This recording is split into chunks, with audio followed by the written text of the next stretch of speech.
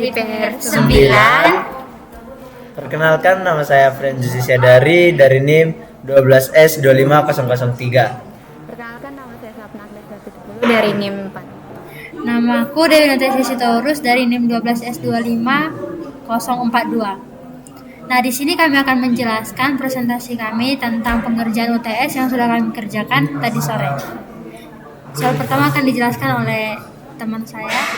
Nah, jadi soal pertama itu hitung nilai faktorial rekursif. Deskripsinya buat belajar program untuk menghitung nilai faktorial dari sebuah bilangan n di mana 0 lebih kecil sama dengan n, lebih kecil sama dengan 15 menggunakan rekursi.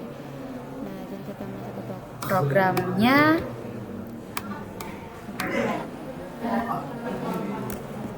Baik, jadi di program ini kita disuruh untuk mencari faktorial dari inputan yang akan kita masukkan. Jadi yang pertama kita mau mengubah fungsinya menjadi faktorial. Nah, di sini kami memakai tipe data real untuk mendeklarasikan result. Jadi kita masuk ke pengkondisian di mana x sama dengan 1. Kalau misalnya dia true, resultnya itu sama dengan 1. Tapi kalau dia false, resultnya itu sama dengan x dikali faktorial di mana x sama dikurang 1. Nah, jadi kita kembali lagi ke fungsi yang sebelumnya. Di sini kita menggunakan tipe data integer. Di sini kita mendeklarasikan result, faktorial, dan x. Setelah itu kita masuk ke penginputan, yaitu kita akan menginput x. Setelah itu kita memasukkan penugasan di mana result sama dengan faktorial dari inputan x. Setelah itu kita output result. Kita pakai coba lagi. Nah, di sini hasilnya udah sesuai ya dari apa yang ditugaskan tadi. Oke, satu lagi kita akan membahas tentang pengkondisian ini. Kenapa dia x sama dengan 1?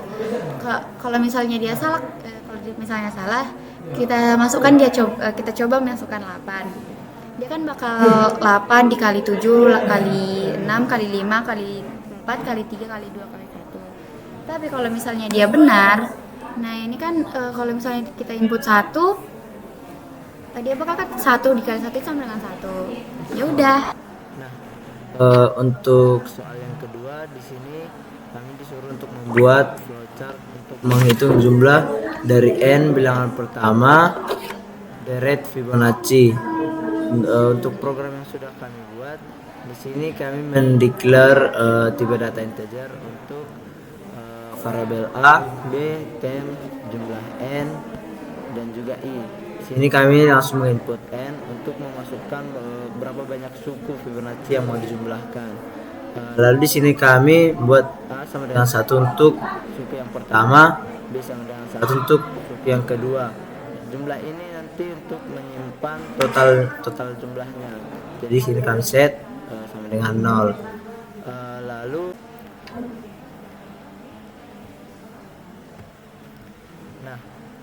untuk perulangannya kami menggunakan for dengan i sama dengan 1 to n, di mana n adalah bilangan Fibonacci yang kita input tadi.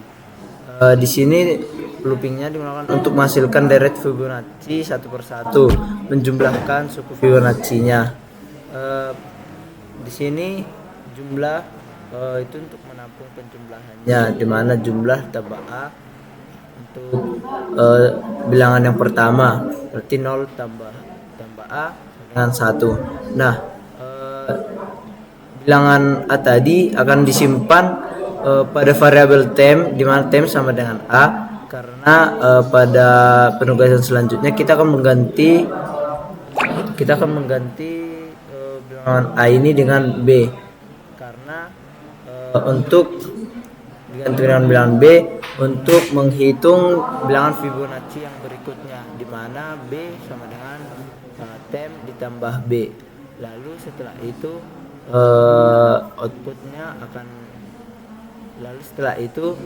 lalu keluarlah outputnya, di mana outputnya adalah jumlah dari deret Fibonacci dari bilangan yang sudah kita masukkan tadi. Untuk contohnya tadi kita disuruh masukkan bilangan contohnya 5, di mana bila Fibonacci dari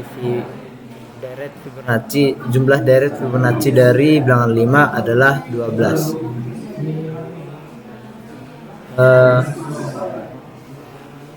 Untuk soal yang selanjutnya akan dijelaskan oleh teman saya. Nah, lanjut ke soal ketiga, di mana kita diminta untuk menganalisis nilai mahasiswa. Yang diminta itu kita analisis adalah nilai rata-rata, nilai tertinggi, dan nilai terendah. Dan kita dikasih petunjuk untuk menggunakan array untuk menyimpan data nilai. Info yang diharapkan ini kita memasukkan jumlah mahasiswa 4 dan masukkan nilainya itu 80, 70, 90, dan 60 serta output yang diharapkan ini. Yang rata-rata 75, tertinggi 90, terendah 60. Nah,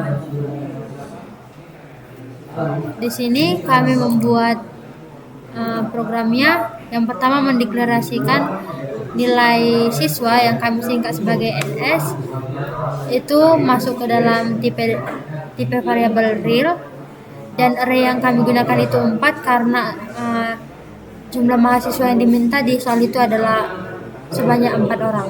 Kemudian kami juga mendeklarasikan variabel NRT, di mana NRT nilai rata-rata, NT nilai tertinggi, NR nilai terendah, total, maksimum, minimum. Itu kami deklarasikan sebagai tipe real, dan kemudian yang terakhir kami mendeklarasikan nilai I dan X sebagai integer. Selanjutnya kami masuk ke bagian yang diminta, masukkan jumlah mahasiswa, di mana nanti masukkan jumlah mahasiswa ini si user akan memasukkan nilai si X. X itu sebagai jumlah nilai mahasiswa yang kami buat di program ini. Sebelum memasukkan nilai mahasiswa, kami memberi penugasan pada nilai I, dan nilai total itu adalah 0 untuk penggunaan di loopingnya yang di sini. Sebenarnya penggunaan penugasan ini I sama dengan 0 dan total sama dengan 0 tidak harus di sini, tapi bisa juga di sini, dan dimanapun. Di antara itulah. Kemudian lanjut, ketika kami sudah memasukkan jumlah mahasiswa, kami meminta untuk user memasukkan nilai mahasiswa tersebut, dan dalam memasukkan nilai kami membuat perulangan di mana I itu sama dengan 0 sampai 3. Karena kami menggunakan 0 sampai 3 karena array yang kami buat di sini adalah 4, jadi dia dimulai dari 0. Kemudian si user akan menginput nilai si siswa yang pertama. Kemudian ada penugasan di dalam looping ini, di mana total itu sama dengan total ditambah nilai siswa yang pertama ataupun yang kedua dan yang ketiga nantinya sesuai perulangan atau sesuai looping. Dan total di sini sudah kami beri nilai di awal, yaitu nilai awalnya sama dengan 0. Kemudian setelah selesai perulangan yang di sini, barulah kami buat penugasan untuk nilai rata-rata, di mana nilai rata-rata itu dilakukan dengan membagikan seluruh total nilai yang user input dibagi dengan 4, karena 4 nilai yang akan dimasukkan user. Kemudian untuk menghitung nilai terbesar dari yang user input itu menggunakan looping lagi, tapi sebelum menggunakan looping ini diinisialisasilah nilai maksimum itu sama dengan 0. Untuk loopingnya sama, I sama dengan 0 sampai 3. Kemudian digunakan pengkondisian ketika nilai siswa yang pertama, yang kedua, dan yang ketiga nanti yang sesuai yang dimasukkan lebih besar dari max, di mana maksimum itu dinilai 0 dan kondisinya benar, maka untuk sementara maksimum itu disimpan sebagai nilai siswa yang ke berapa, yang ke I. Kemudian setelah selesai perulangan itu sampai 4 kali, kami mengoutputkan ini nanti di bawah ini, outputnya sama outputnya petik 2 tertinggi sama dengan petik 2 pakai tanda string, karena tertinggi ini tipe real dan maksimum ini tertinggi ini tipe string dan maksimum ini tipe real yang didapat nanti di sini. Kemudian untuk selanjutnya kami mencari program untuk mencari nilai yang terendah itu sama juga menggunakan looping I sama dengan 0 sampai 3, dan sebelumnya dikasih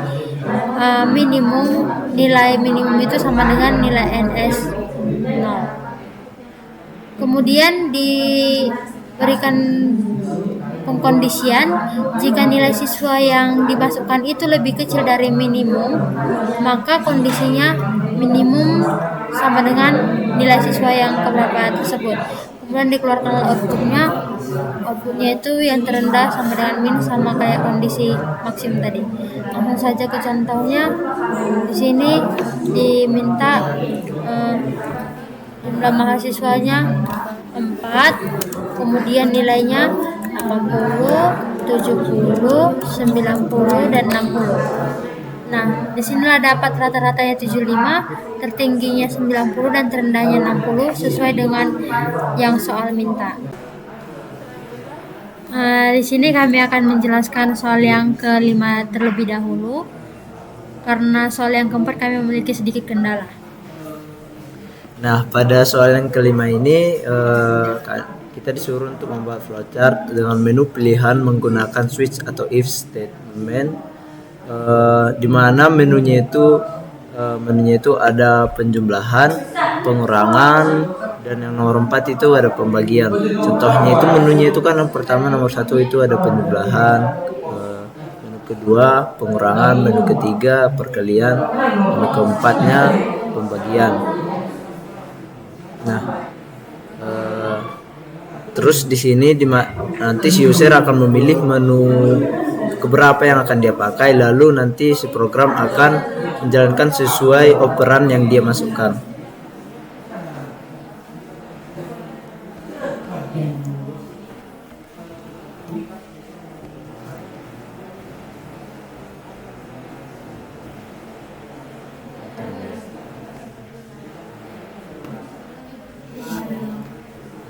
Nah, untuk soal yang nomor 5 ini kita disuruh untuk membuat flowchart dengan menu pilihan, di mana pilihannya itu ada penjumlahan, pengurangan, yang ketiga ada perkalian, menu yang keempat ada pembagian. Contohnya nanti di mana si user itu akan memilih menu yang ketiga, di mana menu yang ketiga adalah perkalian. Nanti user akan masukkan input perannya A dan B. Nah, nanti 4 kali B outputnya adalah 20. Nah, untuk programnya sendiri pada declare-nya kami membuat real untuk penjumlahan, ini pengurangan sebagai K, KL sebagai perkalian, dan dan variabel BG itu nanti sebagai pembagian, dan bilangan real pada input operan yang akan dimasukkan, angka yang akan dioperasikan, dan juga string pilihan ini nanti pada pengkondisiannya teman-teman. Jadi di sini nanti kita menginput pilihan, di mana pilihannya itu nanti sebagai si user memilih menu yang keberapa. Contohnya nanti si user itu memasukkan pilihan 1, terus nanti kita masuk ke pengkondisian pilihan sama dengan 1, karena dia tadi memasukkan memilih pilihannya itu adalah menu 1, akan lanjut ke menu true, berarti kondisinya benar, dan lanjut ke kondisi true, di mana user akan memasukkan bilangan pertama dan kedua, dan bilangan itu akan dijumlahkan dengan penugasan jumlah JL sama dengan A ditambah B. Terus outputnya akan adalah jumlah yang tadi, di mana A tambah B. Dan juga kalau si usernya itu memilih menu yang kedua, di sini kan menu yang kedua tuh pengurangan. Jadi dia akan nanti karena ini pilihan tadi kan memasukkan itu kan adalah 2. Terus nanti di kondisi yang pertama itu pilihan sama dengan 1, di mana kondisi itu false karena dia masukkan 2. Lanjut ke kondisi yang selanjutnya. Di sini cek apakah pilihannya itu 2. Karena pilihannya 2 berarti true. Di sini akan memasukkan bilangan pertama dan kedua. Terus nanti di sini akan dioperasikan lagi, di mana K sama dengan bilangan pertama atau A dikurang B. Terus outputnya adalah hasil dari pengurangan bilangan A dan B. Nah, selanjutnya ketika ternyata si user tidak memilih pilihan 1 dan pilihan 2, kondisinya salah, maka dia dicek lagi ke kondisi jika pilihan yang user input itu adalah 3, maka dia masuk ke kondisi true, di mana user masukkan input A dan input B, dan sesuai dengan operasi yang ketiga tadi perkalian, maka penugasan yang kami masukkan di sini yaitu KL sebagai variabel untuk perkalian sama dengan inputan yang pertama yaitu A dikali inputan yang kedua yaitu B, dan output yang dikeluarkan itu yaitu hasil dari perkalian A dan B tadi. Kemudian jika ternyata pilihan 3 pun bukanlah yang dimasukkan si input, maka kondisi yang terakhir itu yaitu adalah pilihan 4, di mana pilihan 4 itu adalah operasi pembagian. Maka ketika pilihan 4 yang dipilih si user, dia akan berjalan ke kondisi true, di mana user memasukkan atau menginput nilai A dan menginput nilai B. Kemudian penugasan lakukan itu yaitu penugasan pembagian, di mana A akan dibagi dengan B. Kemudian outputnya itu yaitu hasil bagi yang sudah dioperasikan atau sudah ditugaskan sebelumnya. Kemudian kami akan memasukkan contoh sesuai penugasan, di mana si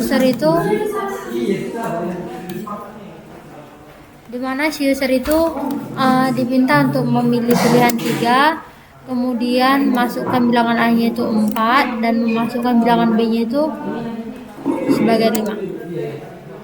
Kemudian output yang dihasilkan adalah 20 sesuai karena si user memilih pilihan 3, di mana pilihan 3 perkalian dan nilai A 4 dan nilai B 5, maka penugasan dilakukan yaitu 4 kali 5, yaitu sesuai dengan hasilnya, bahwa hasil dari 4 kali 5 itu 20.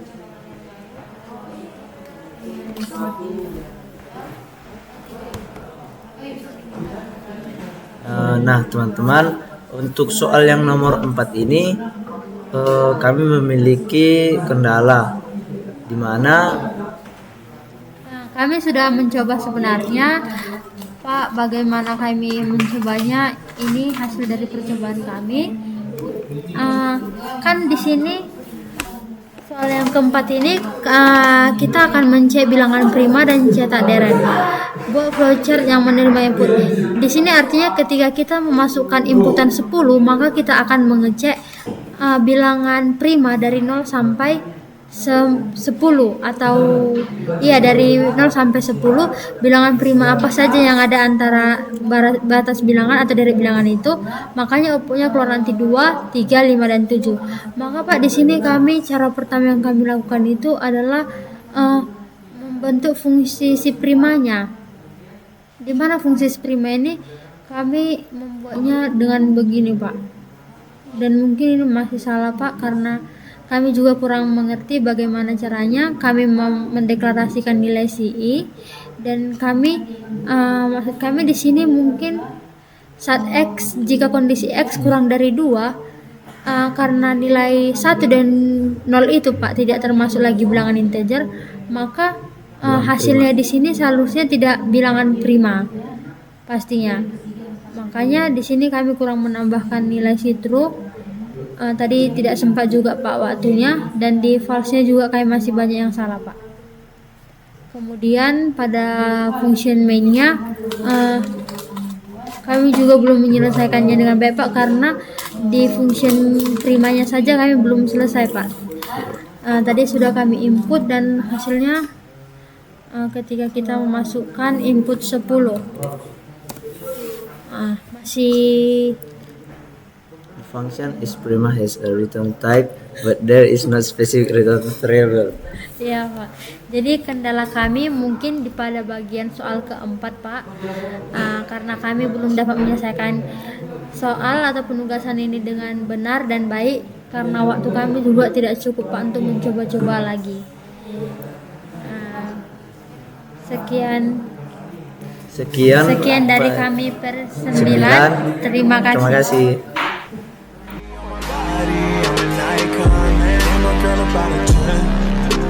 Fuck her in the Benz.